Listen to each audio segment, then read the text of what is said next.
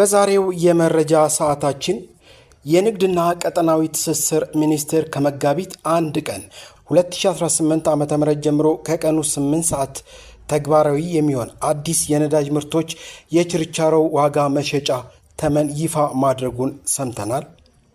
አሜሪካ በኢራን ላይ እጅግ አስፈሪ ጥቃቷን ዛሬ እንደምትጀምር ማሳወቋንና ዛቻም ማስከተሏን፣ የተሰዋው የኢራን ሕዝብ ባዶ ዛቻህን አይፈራም ከጥፋት ለማዳን ይልቁንስ ራስን ጠብቅ መባሉንና ኢራንን ለማጥፋት የሚያስብ የታሪክ ዕውቀት የሌለው ነው ሲሉ ፔዚክሻን መናገራቸውንና ሌሎች መረጃዎችን ተካተዋል። እስከ ፍጻሜው አብራችሁኑ ነው።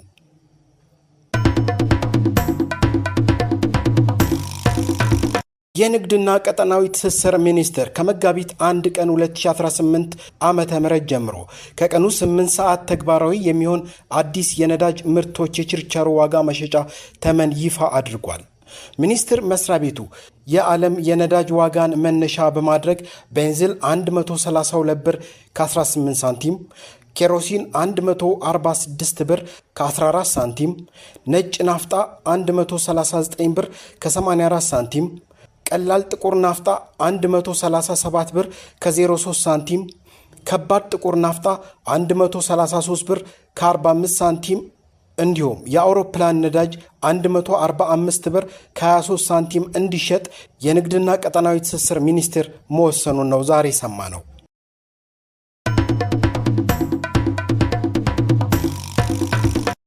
አሜሪካ በኢራን ላይ እጅግ አስፈሪ ጥቃት ዛሬ እንደሚጀመር መዛቷን ሰምተናል። የአሜሪካ የጦር ሚኒስትር ፒት ሄግሴስ ዛሬ ማክሰኞ አሜሪካ በኢራን ላይ እስካሁን ካደረገቻቸው ጥቃቶች ሁሉ እጅግ የበረታውን የአየር ድብደባ እንደምትፈጽም አስጠንቅቀዋል።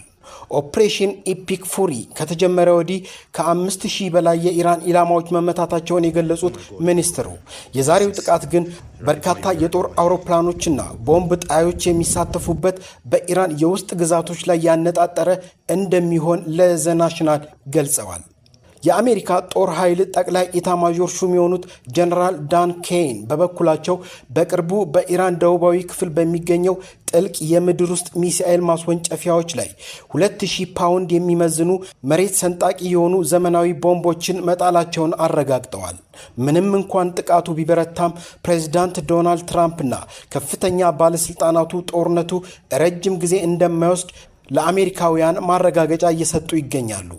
የአሜሪካው የጦር ሚኒስትር ሄግሴስ ይህ ማብቂያ የሌለው ጦርነት አይደለም፣ ፕሬዝዳንቱ ግልጽ የሆነ ተልእኮ ሰጥተውናል፣ እኛም ያንን ተልእኮ ያለ እረፍት እንወጣለን ሲሉ ነው የተደመጡት።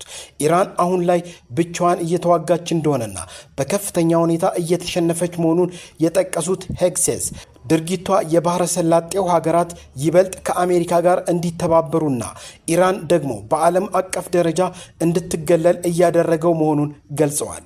ጦርነቱ እየተስፋፋ ሳይሆን ይልቁንም በተወሰነ ቀጠና ውስጥ ተገፍትሮ መቅረቱን ባለስልጣናቱ ይከራከራሉ።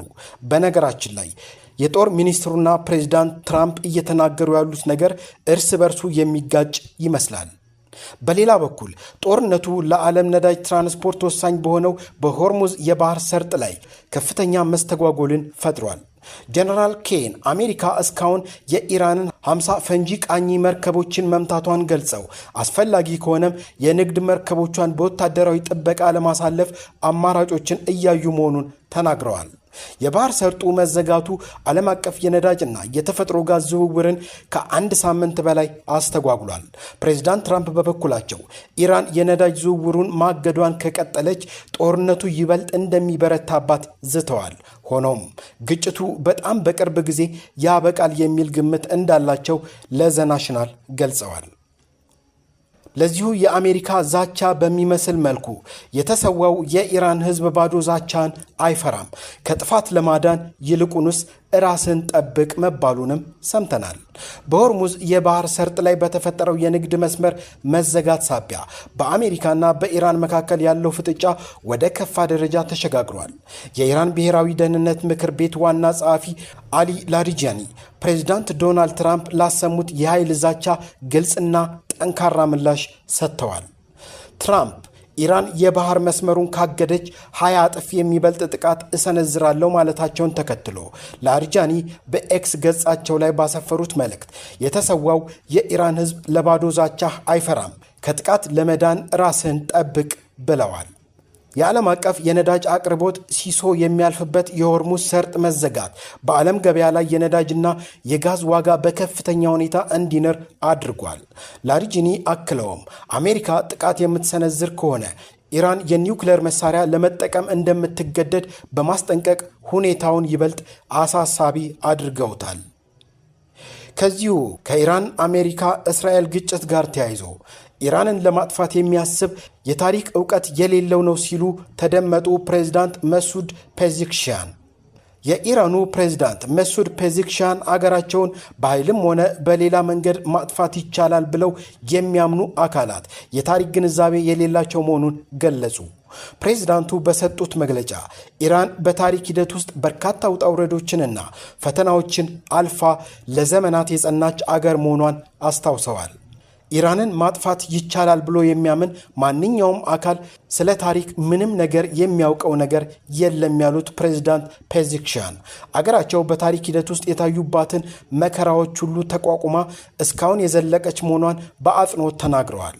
ይህ የፕሬዝዳንቱ ንግግር የተሰማው በመካከለኛው ምስራቅ ያለው ውጥረት በከረረበትና በኢራንና በምዕራባውያኑ እንዲሁም በቀጠናው ባሉ ባላንጣዎቿ መካከል ያለው የቃላት ጦርነት በጠነከረበት ወቅት ነው።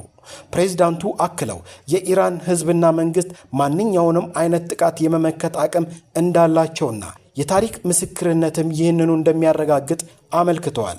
መሱድ ፔዚክሻን በቅርቡ የኢራን ፕሬዝዳንት ሆነው ከተመረጡ በኋላ አገራቸውንና ብሔራዊ ጥቅማቸውን ለማስከበር ተመሳሳይ ጠንከር ያሉ መግለጫዎችን በመስጠት ላይ ይገኛሉ።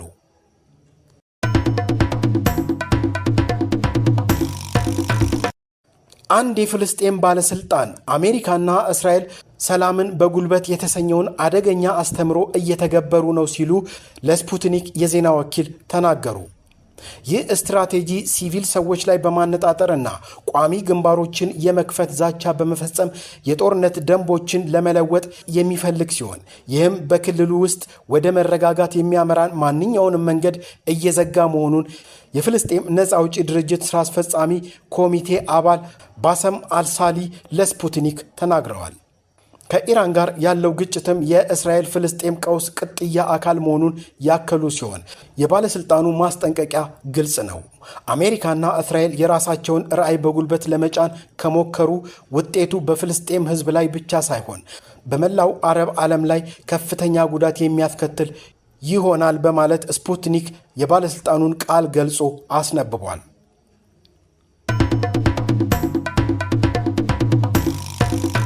በተባበሩት አረብ ኤሚሬትስ የሚገኘው ትልቁ የነዳጅ ማጣሪያ በድሮን ጥቃት ምክንያት ስራ አቆመ።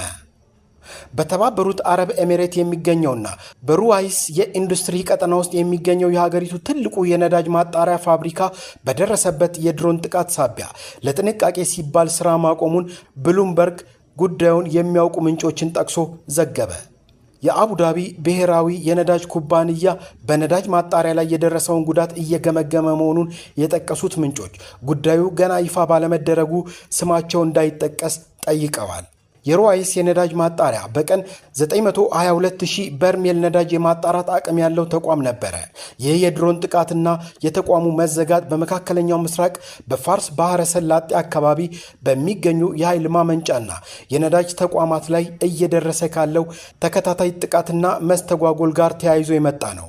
ባለፈው ሳምንት ሳውዲ አረቢያ ትልቁን የነዳጅ ማጣሪያ ፋብሪካዋን የዘጋች ሲሆን ኳታርም በተመሳሳይ በድሮን ጥቃት ምክንያት በዓለም ትልቁ የሆነውን የተፈጥሮ ጋዝ መላኪያ ተቋሟን መዝጋቷ ይታወሳል። የአቡዳቢ ሚዲያ ቢሮን ጠቅሶ የተባበሩት አረብ ኤሚሬትስ ቀደም ብሎ እንደገለጸው በሩዋይስ የኢንዱስትሪ ቀጠና በሚገኝ አንድ ተቋም ላይ በደረሰ የድሮን ጥቃት የተቀሰቀሰን የእሳት ቃጠሎን ለመቆጣጠር ጥረት እየተደረገ እንደነበር ገልጿል። ቀጠናው የማዳበሪያ ፋብሪካ፣ የኬሚካል ተቋማትና የኃይል ማመንጫዎችን የሚይዝ ሲሆን አንድ ትልቅ የነዳጅ መላኪያ ተቋምም በአቅራቢያው ይገኛል።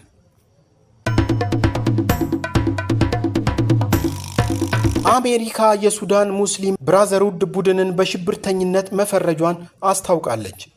የዩናይትድ ስቴትስ የውጭ ጉዳይ ሚኒስትር የሱዳን ሙስሊም ብራዘርሁድ የተባለውን በዓለም አቀፍ የሽብርተኝነት መዝገብ ውስጥ ማካተቷን በይፋ አስታውቋል። የውጭ ጉዳይ ሚኒስትር ማርኮ ሩቢዮ ትናንት በሰጡት መግለጫ መሰረት ቡድኑ ልዩ ዓለም አቀፍ አሸባሪ ተብሎ የተፈረጀ ሲሆን ከመጋቢት 7 ቀን 2018 ዓ.ም ጀምሮ ደግሞ የውጭ አገር የሽብር ድርጅት ሆኖ እንዲመዘገብ ተወስኗል። ይህ ውሳኔ የተላለፈው ድርጅቱ እንዲሁም አልበራ ቢን ማሊክ ብርጌድ የተሰኘው የታጠቀ ክንፉ ከኢራን መንግስት የገንዘብ የድሮን ቴክኖሎጂና የወታደራዊ ስልጠና ድጋፍ እንደሚያገኝ መረጋገጡን ተከትሎ ነው። በተጨማሪም ቡድኑ በሱዳን እየተካሄደ ባለው የእርስ በርስ ጦርነት ውስጥ በንጹሃን ዜጎች ላይ ዘግናኝ የጅምላ ግድያዎችን በመፈጸም እንደሚከሰስ የአሜሪካ መንግስት ገልጿል። በዚህ አዲስ ማዕቀብ መሰረት የሱዳን ሙስሊም ብራዘር በአሜሪካ ውስጥ ያለውን ማንኛውንም ሀብትና ንብረት እንዲታገድ የተደረገ ሲሆን ማንኛውም ግለሰብም ሆነ ተቋም ለድርጅቱ ቁሳዊ ድጋፍ መስጠት በሕግ የተከለከለ ሆኗል።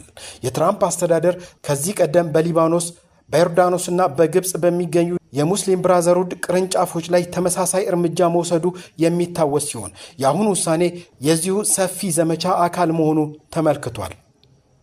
ዛሬም እንላለን፣ ሰላም ለሀገራችን፣ ሰላም ለምድራችን።